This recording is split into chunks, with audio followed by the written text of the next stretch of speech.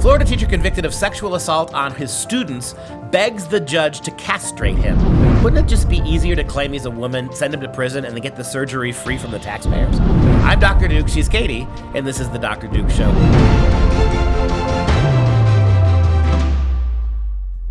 Hello, everyone, and welcome to the Dr. Duke Show, the only program that keeps you educated on the craziness impacting K-12 classrooms and college campuses around the world. Today, we start with a Florida teacher found guilty of sexually assaulting young children and his unusual request to the judge. Hey, Liz Bartholet at Harvard University, who's coming after homeschooling. Lizzie, you keep pointing to these examples of how homeschool is an abusive environment, that there's been a couple of high-profile cases recently that demonstrate that homeschool kids must be regulated because parents are going to abuse them. Hey, look at what your teachers just did. Ongoing multiple examples, a minority teacher, I might add, ongoing multiple examples of sexual assault of little kids in the public schools. Is it time to have a conference, Liz, about the abolishment, the abandonment, the rejection of public schools? This is a high-profile case, Liz. Well, the now former Pensacola teacher, who actually pleaded guilty last year to an array of sex offenses involving students, he did beg the judge to consider castration rather than actually to sentence him to prison. It's a 32-year-old named Mark Lua. He made this unusual request to the circuit court judge Thomas Danheiser at his sentencing hearing. He says, "My actions were despicable, to say the least. I do believe that punishment is necessary, and I am requesting chemical castration, not only as a punishment, but as an act of solidarity to show how sorry I am for everything. If your honor is so inclined, I am even willing to undergo physical castration, if that way I can stay home and raise my daughter." Right. So in other words, take my junk so I can teach my kid. Can I go back to Elizabeth Bartholet in a second, Bartholet? So this guy wants to be able to stay at home to raise his kid and is willing to have his junk cut off. Does that bother you? Do you think that that man should be allowed to raise his daughter? I mean, you're telling us that because of a couple of cases in millions of homeschool families, there's a couple cases here and there where the kids have been abused. You're saying on the basis of that, all homeschooling has to stop because there are no regulations. What do you make of this? Is he a fit father? Should he? Why is this something that's as egregious, that's more egregious than anything that's gone on in homeschool families in the last 20 years? Anything. Where's your comment, Elizabeth? Where's your conference going to be held on this kind of abuse that goes on in the schools? About 10% of those 60 million public schools report some kind of abuse, sexual or otherwise, on their public school campuses. Why is this not a high-profile case that makes the point? And when you talk about what he actually did, you could see how we get to this 10% because it just wasn't Not one kid. one girl or one boy underage. No, it was several instances. He actually had 5 criminal cases based on claims of 4 victims. And those are just the 4 who came forward. We don't know. There could have been more. So what ended up happening, just so you know, he's not getting chemically or physically castrated. Danheiser actually didn't respond to his request, and instead he sentenced him to 12 years in state prison, followed by 15 years of probation. Now, Lua is a former English teacher at Booker T. Washington High School. He accepted the plea bargain back in October of 2019, and he pled guilty to charges of promoting a sexual performance by a child. He had actually texted out to trying to get lewd pictures as well, unlawful sexual activity with minors, and 2 counts of unlawful sexual activity with minors. The assistant attorney, state attorney Aaron Ambrose, actually said in court, he seemed to seek out girls that came from unstable or troubled homes. He manipulated them and he betrayed them because he was a teacher. Has anybody looked into his own daughter? I mean, troubled girls from broken homes. That sounds like his daughter. Anybody paying attention to that? So again, what you've got here is serially dangerous and malicious behavior on the part of public school employees, right? And I'm sure the school's response is, it's a personnel issue, we can't talk about it. When you ask the school, what are they going to do to prevent this in the future? What we're going to do is we're going to double down and try to get homeschooling banned. That's what the response would be, right? Pretty much. And just the local TV also reported about this whole, because it was such a obviously strange request, this castration, it is a lawful punishment in Florida, and Lua's crimes did not qualify, apparently. In this case, Mark Lua did not qualify for physical or chemical castration because of the nature of the charges, according to the state attorney. His charges were having sex with a minor, so it was not a sexual battery charge, so he did not qualify. And even if he had, we would have objected. I just thought it was quite interesting that the state's attorney pointed out that even if, because it's legal to be chemically castrated, that's one of the punishments. Even if he would, the specificity for why the nature of the charges, what actually qualifies to me, I'm trying to get my head around it, that it's not sexual battery, but it's... Part of me wonders, we are so politically correct and screwed up. Exactly. Part of me wonders if they would have rejected it out of hand, because they would have been punishing him by doing something that people who are gender confused willfully seek out. And that's why they would have objected. Because then they would have...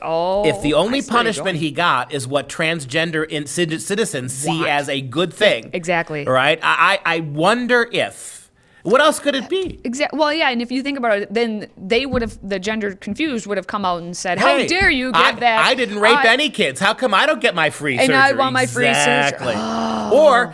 Or committing crimes. Yep. Well, if I can't get surgery, I'm going to just go out and abuse a child and then plead chemical castration. And it has to be sexual battery. And think about it. If he did get castrated in prison, they would have to cover all the costs and expenses, and they would have to accommodate the lack of hormones with treatment. And when you say they have to cover it, that means us. Right? Have to cover this is the kind of unavailable critical commentary you can get nowhere else, right? These kinds of insights. We just think through it. Bold. We thought it through.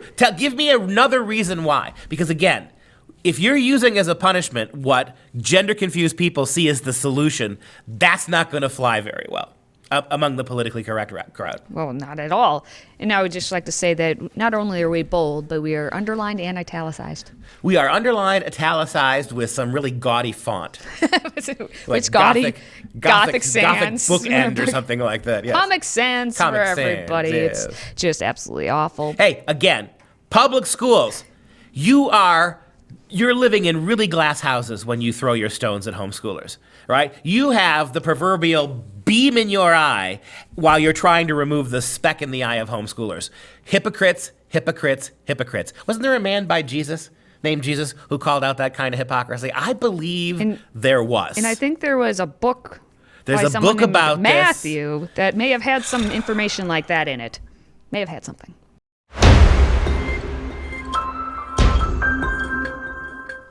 All right, moving on, we're going to call somebody's bluff. And it's a female student from the University of Michigan who actually accused, they're calling the student John Doe, a male student, of sexual misconduct 2 years ago. So they've been having a Title IX case go on for the past 2 years. Well, she's now dropped out of this whole process because the judge actually said, well, we're going to have a cross-examination and a live hearing. And I guess less than an hour, 1 hour, again, 2-year process, less than 1 hour before the brief was due in court, University of Michigan's Title IX coordinator emailed Deborah Gordon, who is John Doe, the accused student's lawyer, and said that the proceeding would be permanently closed. And now John's accuser informed the university that she no longer wants to proceed or participate in the investigative resolution process. And this is exactly where there needs to be a Title IX process that allows wrongly accused students to push back. Why is there no investigation of this student? You see what happened here, right? This judge did the right thing. It's almost like he knew Betsy DeVos was going to rewrite the book. And thank you, Betsy DeVos, for doing that. And how the liberals, the ACLU, the American Civil Liberties Union, is suing the federal government because they're giving, how dare the federal government give due process rights to young men falsely accused of sexual assault on college campuses.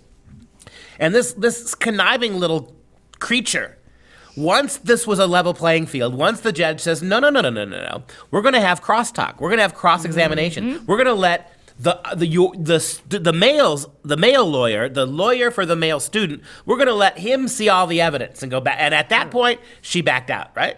Nope, no mas. Okay, fine.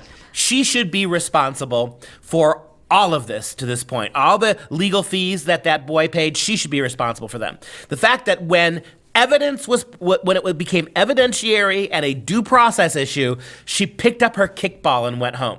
She should be punished for that.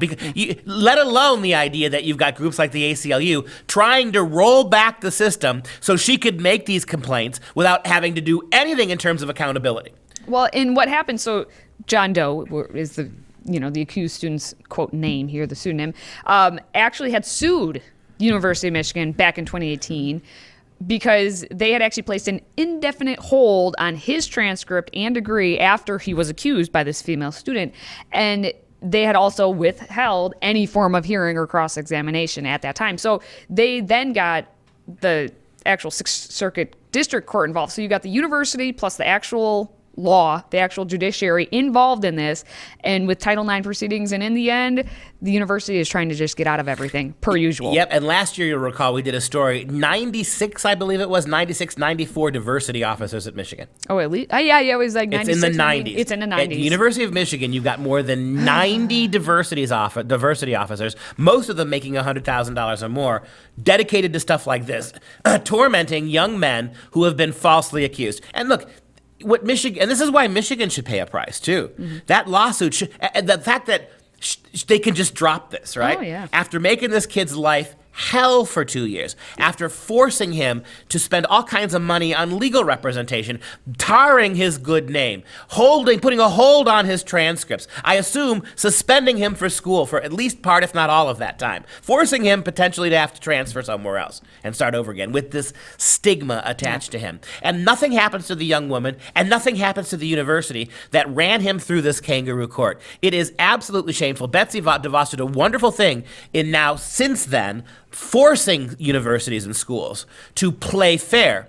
But there ought to be, right? I mean, don't give me this, it will stifle people from reporting sexual assault. If it's the same thing, right?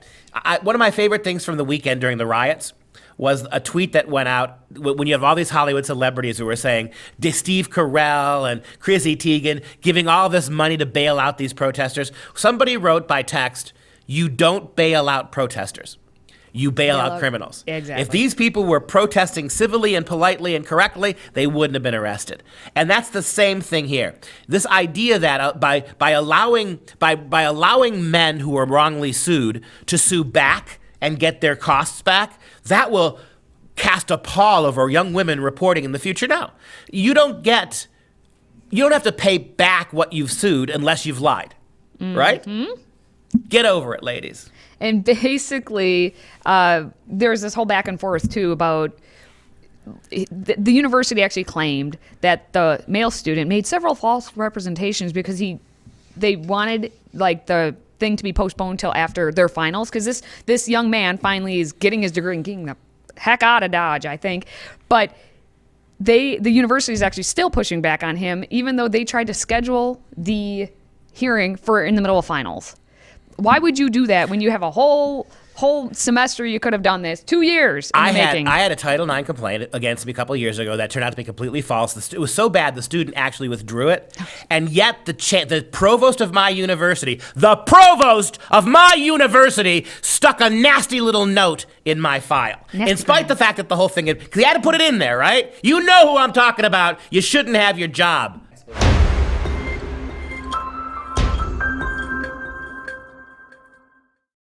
On to our next story, where we're going to go to Brooklyn, where a Brooklyn College American history professor actually said, you know what, Joe Biden, you're a hypocrite. It's Casey Johnson. He actually does a lot of writing on Title IX regulations and all of the cases that have happened around the country. So he's kind of digging deep into this. And he wrote an op-ed for the City Journal calling Biden's comments striking, considering he has outstanding sexual assault allegations by Tara Reade, who was one of his former staffers from Delaware. Johnson said, Reed's claims has many weaknesses, but it's nevertheless weighty enough to yield a guilty finding from a Title IX tribunal under the procedures and standards of evidence that Biden championed. Biden has now urged the public to evaluate Reed's allegations under traditional rules, respecting the presumption of his innocence. Reed, Biden maintains, should face rigorous questioning rather than enjoying the benefit of the reflexive belief that he had been offered to campus accusers. In other words, yeah, if Joe Biden, who was the vice president when Obama wrote his Dear Colleague letter, right, that completely transformed how like the one we just saw, the story at Michigan, how Title IX was done. Now, under Title IX, under Obama, you could go after kids, young men, without any proof, without any evidence. You did not have to give them reciprocity in terms of sharing information. You did not have to share documents with the lawyer for those kids. You could suspend and punish those kids prior to having a hearing. If Biden were tried on the Reed case by his own Title IX legislation, his boss's, Obama's, he would be found guilty. It's more than enough, the professor says, to make him guilty, right? Interesting. And now Biden demands a separate standard. corn pop. Title IX is just for corn pop. Title IX is just for white boys, right? White sorority boys. It's not for me, Joe Biden. Tingles Biden. All those girls touching my manly leg hair, right? This guy, and let's set something else straight for the record. The case against Kavanaugh was a joke. These were all crazy. 3 of the 4 accusers were absolute lunatics. Blasey Ford herself could not remember if it was him. And yet the progressives, people like Biden, are saying they're light and day. Oh. Kavanaugh was guilty. Kavanaugh was guilty. Absolutely. But Joe, who's had multiple accusations over the years, not just this one from Tara Reid, but we've got the evidence. We don't have any video of Kavanaugh creepily coming up behind a woman and massaging her shoulders, leaning in and smelling her hair. Or a kid, or a man, exactly. or probably dogs are in there. I don't know. And it just goes to show you what a freaking hypocritical lie. 2 things have been exposed here. Look at the liberal hypocrisy when it comes to hashtag Me Too. Now it's not hashtag Me Too. It's the liberals destroyed it. They took a shot at Kavanaugh and they lost. And now everybody since Kavanaugh who's fallen under it seems to be liberal, so it doesn't matter anymore. Mm-hmm. And then social distancing, right? Social distancing is everything. We've got to keep people away from each other unless they're protesting, at which point then it becomes necessary that people get together. We're not going to worry about the dangers of social distancing if people are protesting for a good cause and burning and looting the Cheesecake Factory. Literally, they were. There's pictures of protesters, not protesters, rioters. There's pictures of rioters looting the Cheesecake Factory. So, in order to avenge the death of Mr. Floyd, you get to gorge on cheesecake. That's social justice, my friend. Hey, it's not just the cheesecake. All of the other dishes they have there, good. Let them eat it all because they're not going to get very far. All the carbs, all the fat in that, they're just going to fall right asleep on the sidewalk, and then you can just arrest them and put them in jail.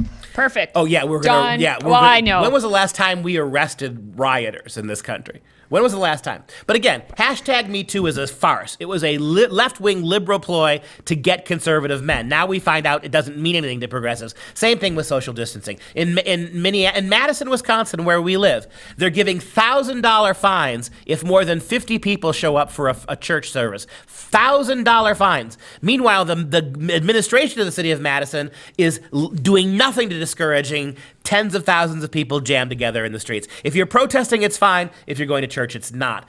All is hypocrisy on the point of progressive Democrats.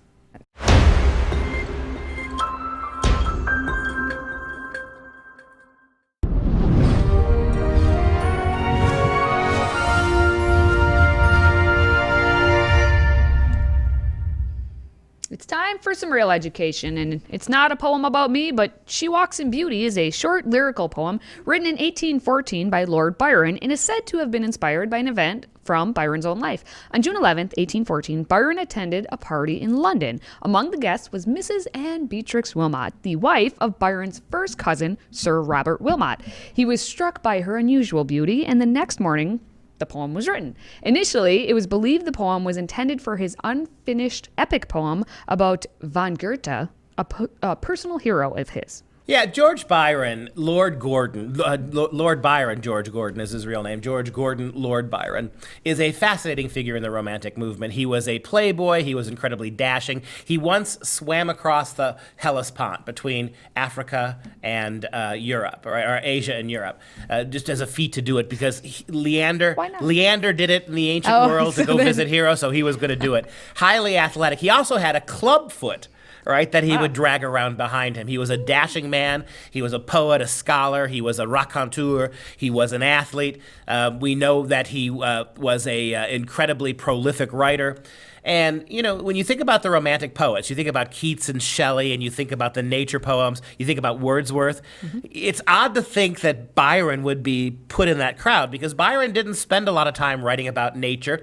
Perhaps his most famous poem is Don Juan, about Don Juan, the great Spanish Casanova. And so he's not what you would consider to be a romantic poet, although he does have elements of romantic poetry about him. But besides his romantic figure, in fact, the phrase Byronic hero has entered the English language. To call somebody a Byronic hero is to call somebody what Lord Byron was, kind of a Renaissance man, somebody capable of doing all sorts of different kinds of trades, very educated. You know who a perfect Lord Byron figure is in the modern world? James Bond. James Bond is Byronic. He's cultured, sophisticated, knows the best wines. He's got all these athletic. Byron, Lord Byron, the Byronic hero. And also tinged with tragedy, the Byronic hero, because, of course, he died young. He went to go fight for the cause of Greek liberation against the Turks and was killed in battle. And there's a great story about how his body made its way home, how battered it was, trying to preserve him before the body could even be removed. It ultimately really wasn't. Parts of it were. The body came apart. Lots of interesting stories. Check out the type Lord Byron's corpse into Google. You'll get a really interesting set of circumstances. But this is the poem that I would suggest to you maybe does have a little bit of the romance in it. This is Lady Wilmot, right? And he was so enchanted with her. She was obviously a black-haired beauty with those curls.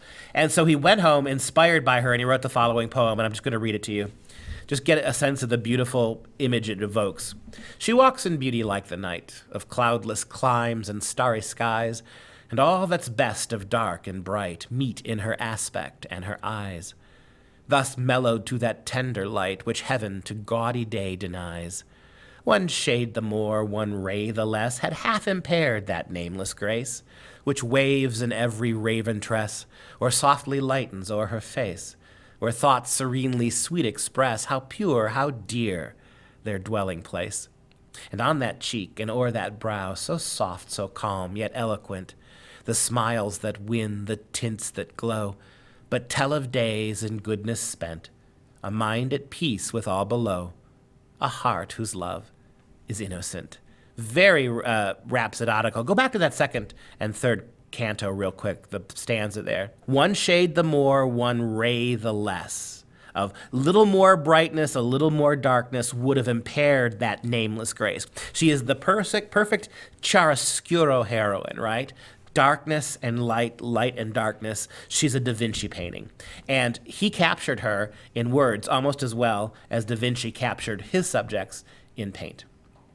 All right. As always, you can follow us on Facebook and Twitter. And if you have a question for our Friday Q&A, visit freedomproject.com/askduke or send us a message on social media.